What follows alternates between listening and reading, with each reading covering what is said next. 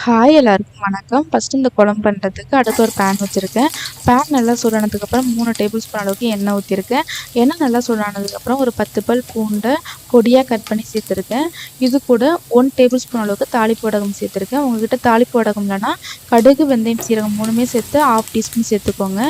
இப்போ இது 2மே நல்லா பொரிஞ்சதுக்கப்புறமா 25 போல் சின்ன வெங்காயமும் 1 பெரிய வெங்காயமும் பொடியாக கட் பண்ணி சேர்த்துருக்கேன். இது கூட 2 கொத்து கருவேப்பிலையும் உருவி சேர்த்துருக்கேன். இப்போ இந்த வெங்காயத்தை நல்லா வதக்கி விட்டுக்கலாம்.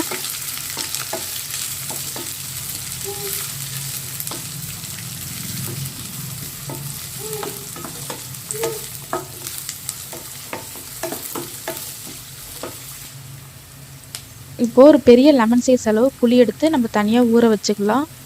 பாருங்கள், வெங்காயம் நல்லா வதங்கி வந்துருச்சு. இப்போ இந்த டைமில் 2 பழுத்த தக்காளியை லைட்டாக கையில் மசிச்சு சேர்த்துக்கலாம். அப்போ தான் சீக்கிரம் வதங்கி வரும். இன்னும் கொஞ்சம் சீக்கிரமாகவே வதங்கி வரது கொஞ்சமாக உப்பு ஆட் பண்ணிவிட்டு இப்போ தக்காளியும் நல்லா வதக்கி விட்டுக்கலாம்.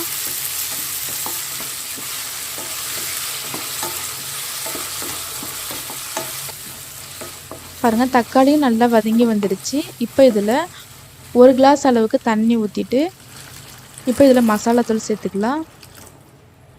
தண்ணி அதிகமாக சேர்த்துற வேண்டாம், 1 கிளாஸ் அளவுக்கு சேர்த்துக்கிட்டால் போதும். நான் இப்போ வந்து 3 டீஸ்பூன் அளவுக்கு குழம்பு மசாலாத்தூளும் 1 டீஸ்பூன் அளவுக்கு சாம்பார் தூளும் சேர்த்துக்கிறேன்.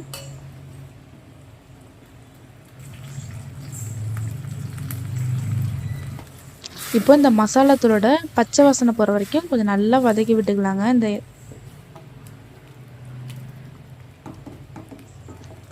இது கூடவே பார்த்தீங்கன்னா ஒரு 1/4 டீஸ்பூன் போல் மஞ்சள்தூளும் சேர்த்துக்கோங்க. நான் அந்த மசாலாத்தூள் சேர்க்கும் போதே மஞ்சள்தூள் சேர்த்துருக்கணும்னு கொஞ்சம் மறந்துட்டேன், அதனால் நான் இப்போ சேர்த்துருக்கேன். பாருங்கள், நல்லா கொஞ்சம் எண்ணெய் பிரிஞ்சு வந்துடுச்சு. இப்போ இந்த டைமில் நம்ம காய் சேர்த்துக்கலாம். காய் பார்த்திங்கன்னா முருங்கைக்காவும் உருளைக்கிழங்கும் நான் எடுத்திருக்கேன். முருங்கைக்காய் இப்போ தாங்க மரத்துலேருந்து உடச்சிட்டு வந்து உடனே குழம்பு வைக்கிறோம். ரொம்ப டேஸ்ட்டாக இருக்கும் சாப்பிட்றதுக்கு. அதுக்கப்புறமா நம்ம புளி ஊற வச்சோம் இல்லையா, அதையும் கரைச்சி சேர்த்துக்கலாம். அதுக்கப்புறமா இந்த குழம்புக்கு தேவையான உப்பு சேர்த்து எல்லாத்தையும் ஒரு தடவை நல்லா கலந்து விட்டுட்டு இந்த குழம்பு ஒரு 10 நிமிஷம் நல்லா கொதிஞ்சு வரட்டுங்க. நல்லா இந்த முருங்கைக்காய் நல்லா வெந்து நல்லா லைட்டாக உடஞ்சி வரணும். அந்த அளவுக்கு நல்லா கொதிக்க விட்டு எடுத்துக்கலாம். அடுப்பு மீடியம் ஃப்ளேம்லேயே வச்சுக்கோங்க. அப்பப்போ இடையில கலந்து விட்டுக்கோங்க.